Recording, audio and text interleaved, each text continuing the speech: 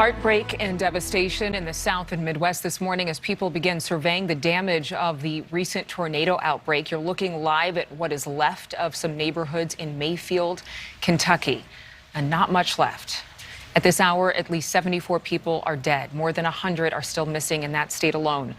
Kentucky Governor Andy Beshear says the state suffered, quote, the worst tornado event in the state's history. Joining me right now to talk about all of this and how the Commonwealth is doing in the aftermath, Lieutenant Governor Jacqueline Coleman. Thank you so much for representing Kentucky this morning. First, I've got to ask you how you've spent the past few days. Well, first, let me say thank you so much for having me and for helping to bring this story to your viewers, because it's so important for folks to understand what's going on here in Kentucky. For the past few days, I have spent my time in some of the areas that have been hit hardest by the tornado.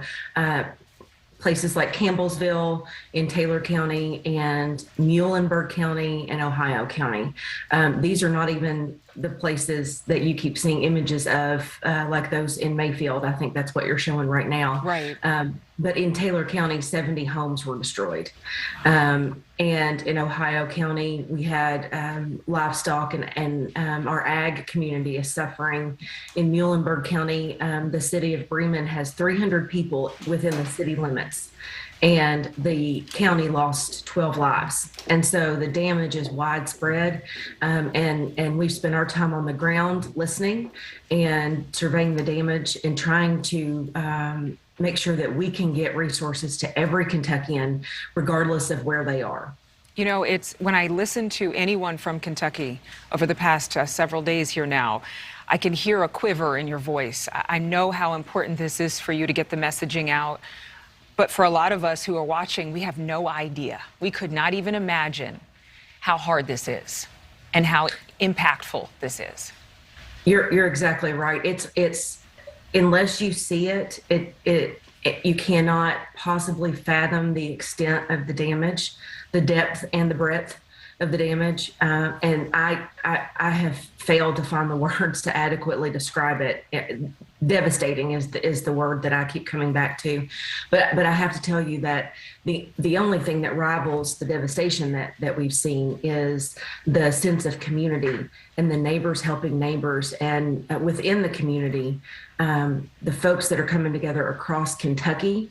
And I have to tell you that we are seeing an influx of support from across the country that is remarkable. And I just want folks to know that we will never forget this.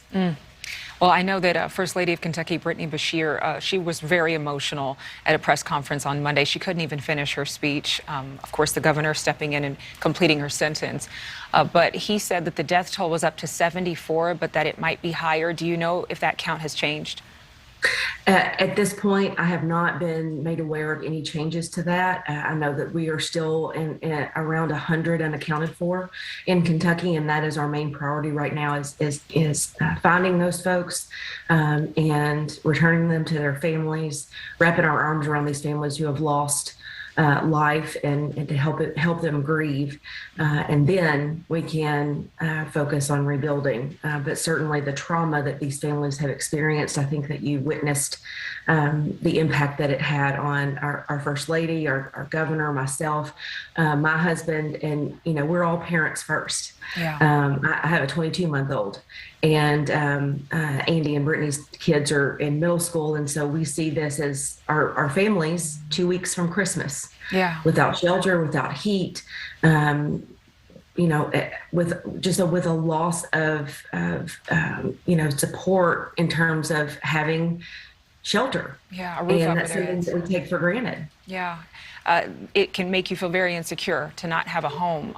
One thing that I know that is being looked into now, there were some reports on factory workers inside that now famous candle factory in Mayfield. Maybe word that the employees were told they'd be fired if they left early. Do you know anything about this?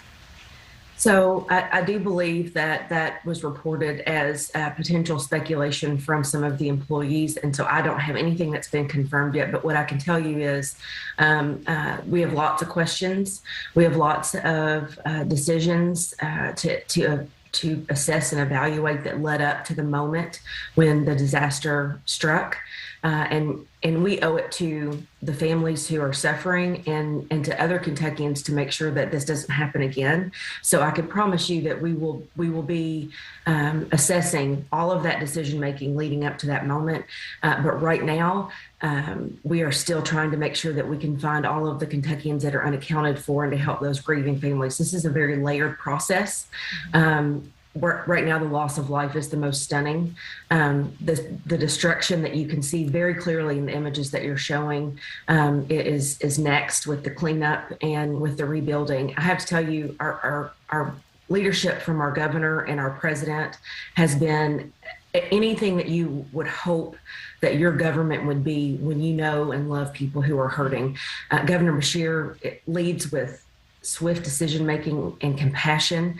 He immediately declared a state of emergency, deployed National Guard troops to the areas, and is making sure everyone gets the resources that they need, and was on the phone with President Biden immediately. The president not only took his phone calls, but declared a national state of emergency in a turnaround that's quicker than we've ever seen, and is coming to the areas tomorrow. And so I am so grateful for the leadership that we've seen from our elected officials locally on the ground, our judge executives, mayors, emergency management. It truly is, from local to state to national, a collaborative, compassionate effort. And I am so grateful that we have the people that we have who are able to help so many families who are hurting right now. Like you said, arms wrapped around those families who need it most. Lieutenant Governor Coleman, thank you so much for being with us. Thank you. Thank you so much for watching. Make sure to click on the red subscribe button below so you can get more of NewsNation's fact-driven, unbiased coverage.